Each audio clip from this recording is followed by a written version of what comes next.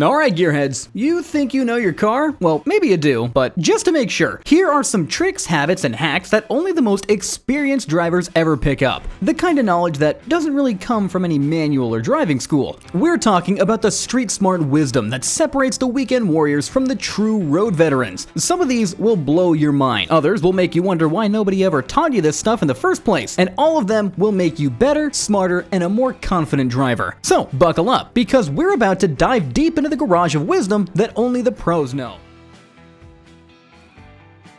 Okay, here's something that rookies never learn. Shift into neutral while you're braking for the smoothest stops of your life. I mean, it sounds weird, but it works. Real drivers know that keeping your transmission engaged while braking creates engine drag that fights against your brake pads. It's like trying to stop while someone's pulling you forward. It's messy, it's jerky, and it's just inefficient. But if you slip into neutral before you brake, suddenly your stops become buttery smooth. Your brakes do their job without the engine fighting them. And just like that, you brake like a pro. Especially when you're on slopes where engine compression can make you feel like you're riding a mechanical bull. And just to sweeten the deal, you're saving wear on your transmission mounts over time. Those little rubber bushings take a beating when your engine and brakes are having a tug-of-war every time you stop. But slapping your transmission into neutral while braking will lighten up the load.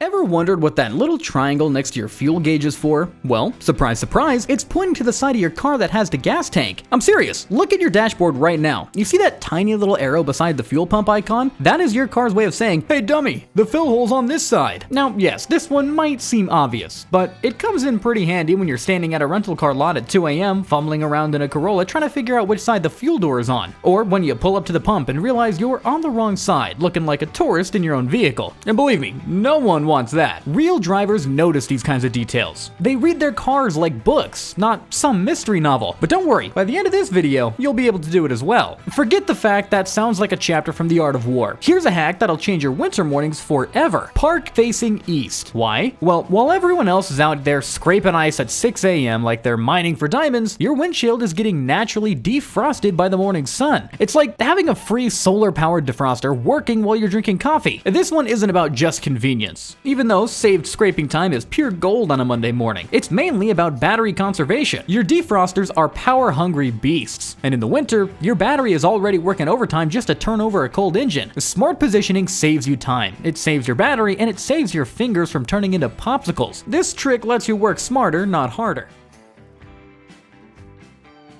Now, this next trick, I'm not necessarily promoting, this is more so knowledge for those extra dire situations. Let's paint a picture. You have a cracked radiator and no mechanic in sight. Hear me out. Grab a packet of black pepper. Sure, this is about to sound like backwoods voodoo, but it's legitimate roadside magic that has saved countless drivers. Pour cracked black pepper into your radiator and it'll expand in the hot coolant, sealing small cracks temporarily. However, listen carefully, and I cannot stress this enough. This is for emergencies only. This is not a permanent fix. It is not a long-term solution. We are talking about getting you back to civilization, not a magical roadside repair. But when you are stuck on a mountain pass with steam pouring out of your hood, this trick can mean the difference between calling a tow truck and driving yourself home. Though, if you can spare the extra dollars and time, I would recommend calling that tow truck and getting the problem fixed properly. Old school mechanics used to carry pepper packets for this exact reason. They understood that sometimes survival trumps perfection, and the best fix is the one that gets you moving again.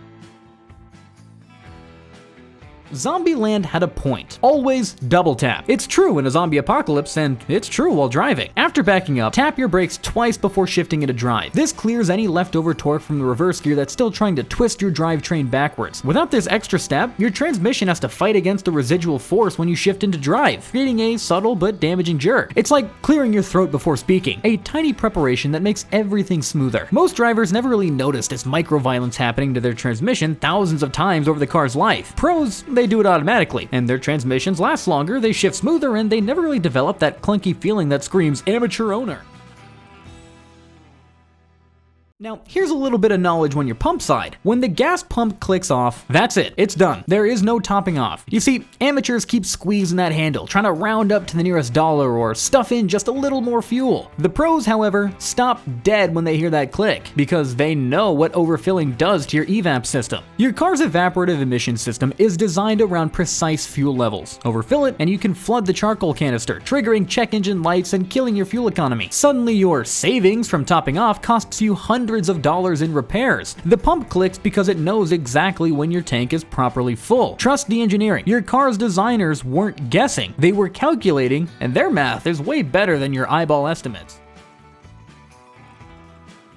Cruise control is brilliant on flat highways, but it is dangerous on hills. Here's why. Cruise control is basically a robot that can't see terrain. I mean, you hit a hill and it panics, either flooring the throttle to maintain speed going up or letting you rocket down the other side because it didn't anticipate the descent. This creates jerky acceleration, poor fuel economy, and potentially dangerous speed variations. Real drivers take manual control in hilly terrain because they can see what's coming and they plan for it. Your right foot has much better judgment than any computer when it comes to reading the road ahead. So, use cruise control when it excels in long, flat stretches where consistency beats complexity. Save that automation for the boring roads, but take command when the terrain gets interesting.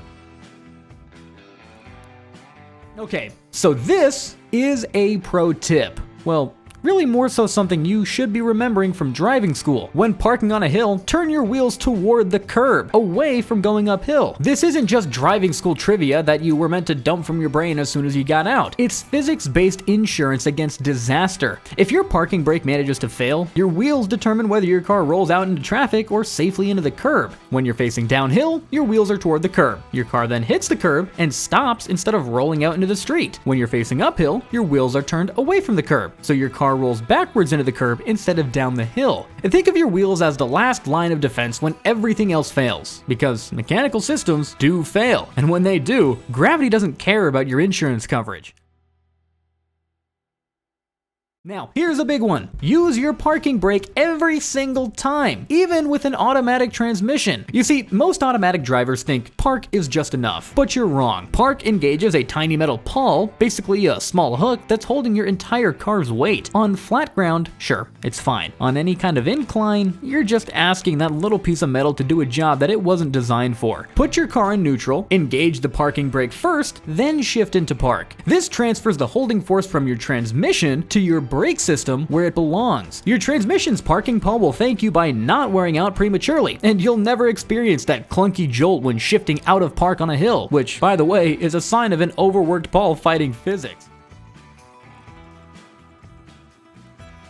Now, got a frozen car door? Hand sanitizer is your secret weapon. Shh, don't tell anyone. Alcohol melts ice faster than hot water and won't damage your weather seals. So just squeeze sanitizer on your key, around the door handle, or pretty much anywhere that ice is blocking your entry. This works because alcohol has a much lower freezing point than water. While the ice is frozen solid at 30 degrees, alcohol stays liquid down to negative 137 degrees. It's not just melting the ice. It's chemically breaking it down. So sure, COVID might be gone, but still keeping a small bottle in your pocket during the winter, it's much cheaper than a locksmith and way faster than waiting for your car to warm up. Now, we all know a parked car in the summer is where sinners are sent to when they die, but you don't have to suffer hell just because it's June. Cool a scorching car in seconds by rolling down just one window, then rapidly opening and closing the opposite door 3 to 5 times. Sure, it sounds stupid, but this creates a bellows effect that sucks the superheated air out of your cabin and replaces it with the outside air. It's like having a giant fan that doesn't require electricity. The physics is simple but effective. You're creating pressure differentials that force air circulation, so that stagnant 140-degree air gets replaced with 90-degree outside air. I mean, yeah, it's still hot, but 50 degrees cooler than what you started with. Do this before you even start the engine, and your AC won't have to work as hard to finish the job.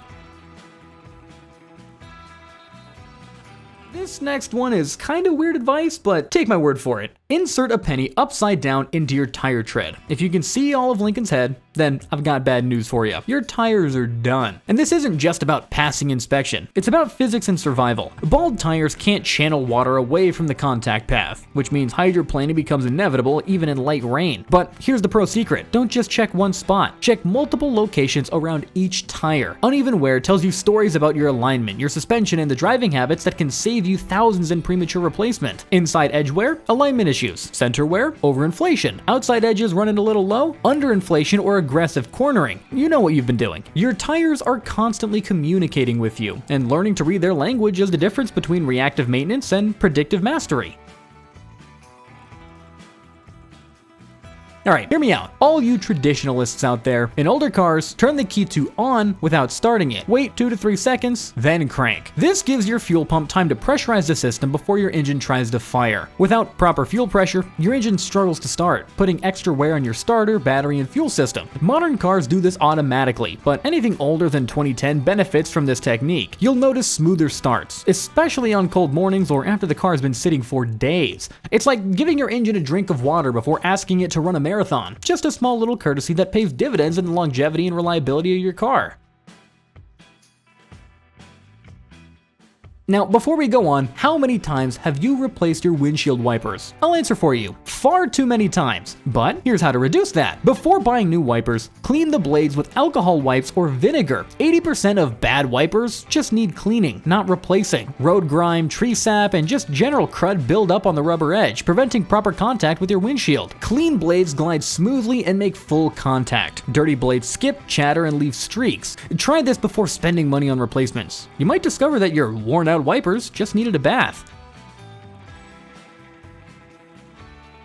When driving on loose surfaces like gravel, your handbrake can stop you faster than your foot brake, but only if you know what you're doing. Your foot brake locks all 4 wheels equally, which on loose surfaces means you lose steering control and slide straight ahead. Your handbrake, however, only affects the rear wheels, keeping your fronts free to steer while the rears slow you down. This is rally driving 101, but it's also a legitimate emergency technique for experienced drivers. The key is modulation. Squeeze, don't grab. Pulse, don't lock. But remember, this is an advanced technique only. Practice it in a safe environment first, because if you do this wrong, you can spin your car. But when it's done right, it is the difference between controlled braking and uncontrolled sliding on loose surfaces. Alright gearheads, that's the rundown. These are some of the prime insights and techniques to boost your game, whether you're just starting out or a seasoned pro. Go make some magic. But before you go, did we miss any secrets that only the pros know? Drop your hard-earned wisdom down in the comments below, and let's build a garage of knowledge for the next generation of drivers. Hit that subscribe button if you want more real-deal car content. No fluff, no clickbait, just horsepower and hard-earned truths. Stay fast, stay smart, and we'll catch you on the next ride.